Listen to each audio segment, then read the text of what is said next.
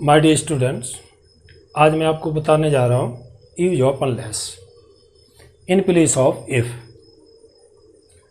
तो पढ़ा हो इफ मीन्स यदि, अनलेस मीन्स यदि नहीं।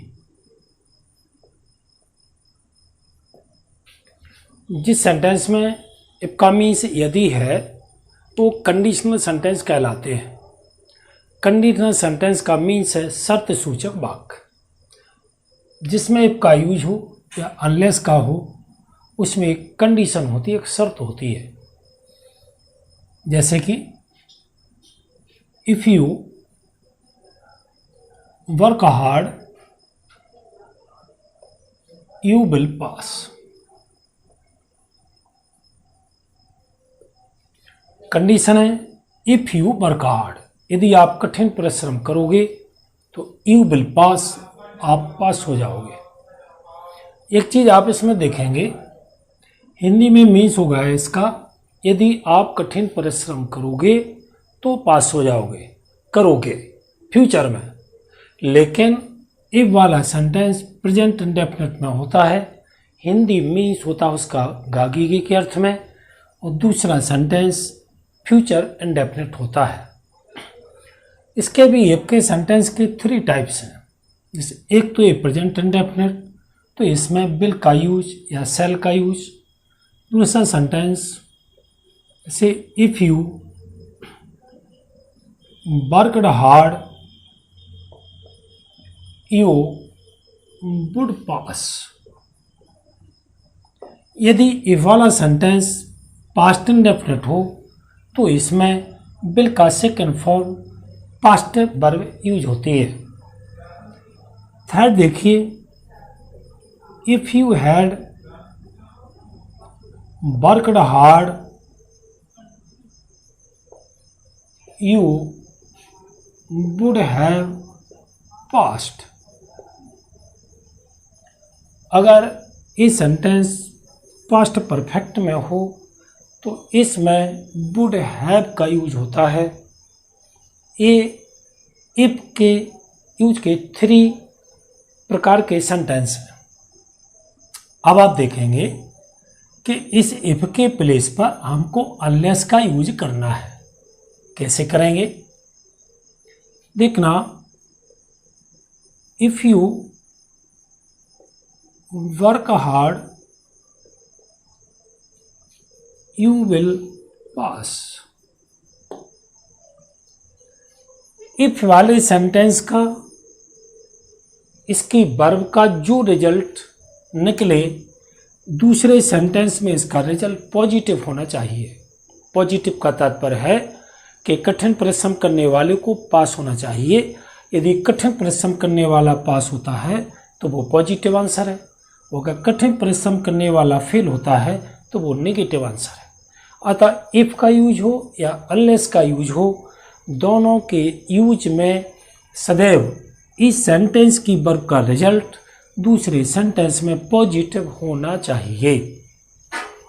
अब हम इफ के प्लेस पर अनलेस का यूज करेंगे। देखना, अभी मीन्स था यदि आप तुम कठिन परिश्रम करोगे तो पास हो जाओगे।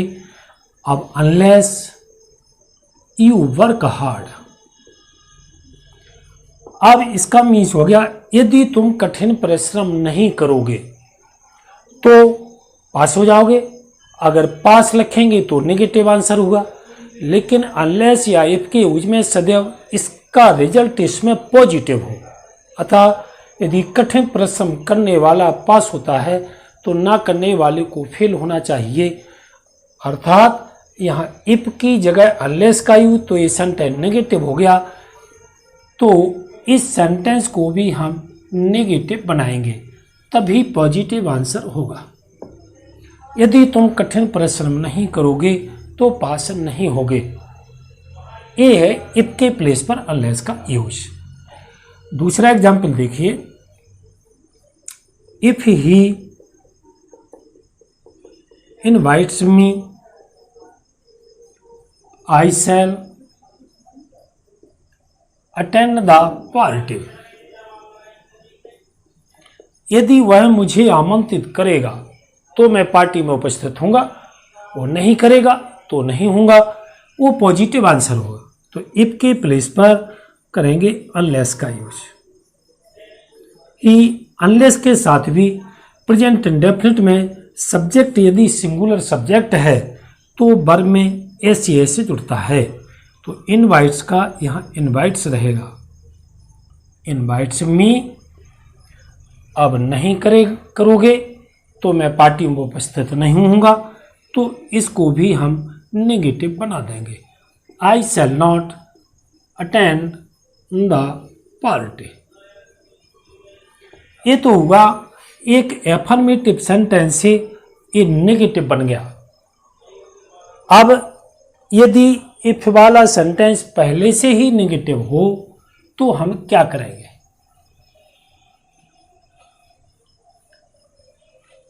देखिए, इफ यू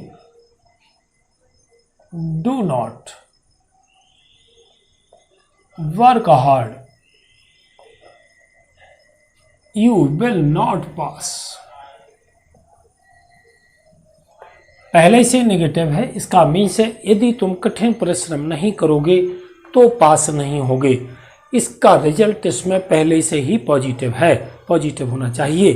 अब हम इफ के प्लेस पर यदि अनलेस का यूज करेंगे, अनलेस मीन्स होता यदि नहीं, तो जो नेगेटिव मीन्स है वो अनलेस ही नेगेटिव मीन्स है, अर्थात डबल नेगेटिव मीन्स नहीं होता।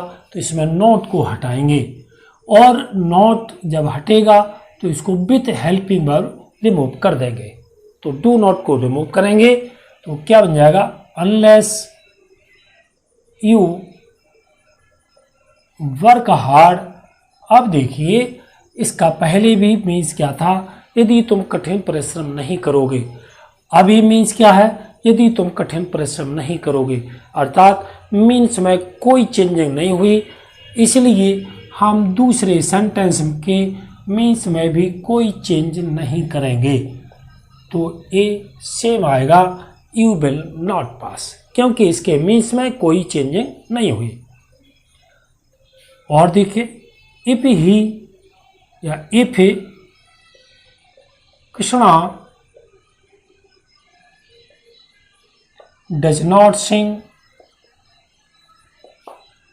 Radha will not dance। यदि कृष्णा नहीं गाएंगे तो राधा नहीं नाचेगी। नेगेटिव सेंटेंस है, इफ के प्लेस पर हम अनलेस का यूज करेंगे। तो कृष्णा, अब देखिए, अब यहां नोट को रिमूव करेंगे तो डज को भी रिमूव करना पड़ेगा, डज नॉट हटा देंगे।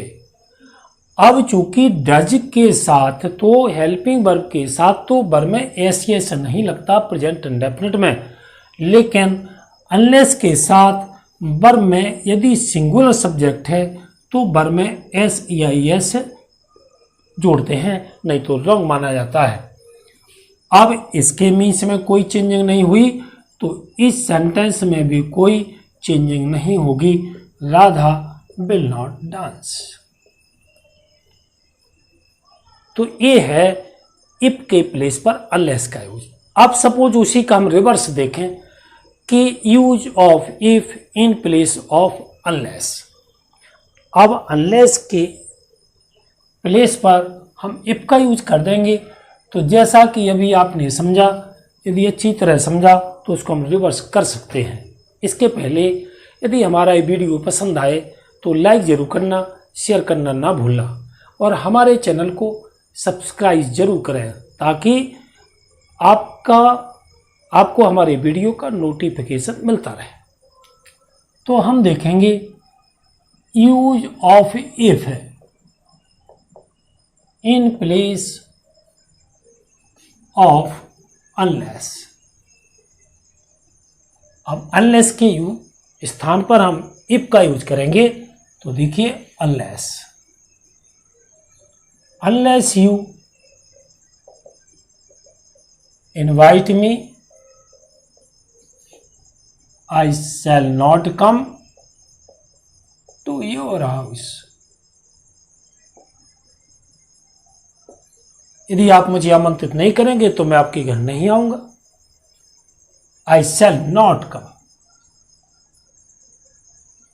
देखना, पहले अनलेस के प्लेस पर हम इफ का यूज करेंगे, तो अनलेस है नेगेटिव वर्ड, इफ है positive word. If positive word है तो यू इनवाइट मी। अब जब नेगेटिव का इसको पॉजिटिव बना दिया तो हमें इसको भी नेगेटिव से पॉजिटिव बनाना होगा। तो क्या बन जाएगा? आई शैल कम टू योर हाउस। दूसरे टाइप्स हम इस प्रकार कर सकते हैं, हमको सपोज इसको एफर्मेटिव नहीं बनाना, तो इफ यू, तो हम जैसे उसमें डू नॉट के प्लेस पर, डू नॉट को हटा करके इफ के प्लेस पर अनलेस का यूज, तो इसमें हम डू नॉट कंबाइन करते हैं। तो if you do not invite me. आप देखना, पहले इसका मीन्स था नेगेटिव, इसका मीन्स हो गया था एफर्मेटिव, तो इसको भी हमें एफर्मेटिव बनाना होगा। अब इसका मीन्स और इसका मीन्स तो सेम है, नेगेटिव इसका है, नेगेटिव इसका था, तो फिर इसके मीन्स में कोई चेंजिंग नहीं होगी, अर्थात हम लिखेंगे I shall not come to your house. तो उसी का हम रिवर्स कर देंगे दो प्रकार से, कि एक तो नेगेटिव से पॉजिटिव बनाना या नेगेटिव का नेगेटिव रहना। तो अनलेस नेगेटिव वर्ड है तो इसमें नॉट का यूज नहीं होता।